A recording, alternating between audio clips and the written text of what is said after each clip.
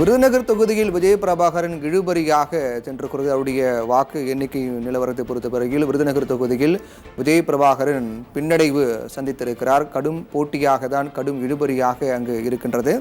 எதிர்பார்க்கப்பட்ட ஒரு வேட்பாளராக அவர் காணப்பட்ட நிலையில் பாஜக கூட்டணியில் தேமுதிக போட்டியிட்டு அங்கு களம் கண்டார்கள்.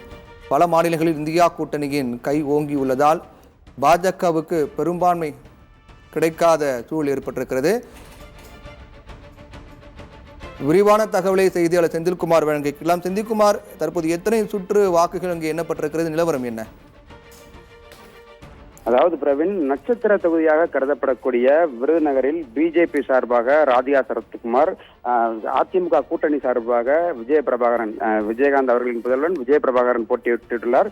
இந்த தேர்தலில் என்பது தற்போது கடும் போட்டியாக காணப்படுகிறது. குறிப்பாக ஆரம்பம் முதலே வாக்கு எண்ணிக்கையின் போது ஆரம்பம் முதலே விஜயபிரபாகரன் கை ஓங்கிய நிலையில் தற்போது 6வது சுற்று முடிவில் விஜயபிரபாகரன் கிட்டத்தட்ட 464 வாக்குகள் வித்தியாசத்தில் பின்னடைவு சந்தித்து வருகிறார். தொடர்ந்து 6 சுற்றுகள் முடிவாகிறது தற்போது அறிவிக்கப்பட்டுள்ளது. தொடர்ந்து இருவருக்கும் இடையே, அதாவது காங்கிரஸ் வேட்பாளர் மாணிக்க தாக்கூருக்கும் மற்றும் விஜயபிரபாகருக்கும் கடும் போட்டி என்பது நிலவி வருகிறது. தொடர்ந்து வாக்கு எண்ணிக்கை நடைபெற்று வருகிறது. அதிமுக மற்றும் காங்கிரஸ் தொண்டர்கள் தொடர்ந்து இப்பகுதியில் குவிந்து வருகின்றனர்.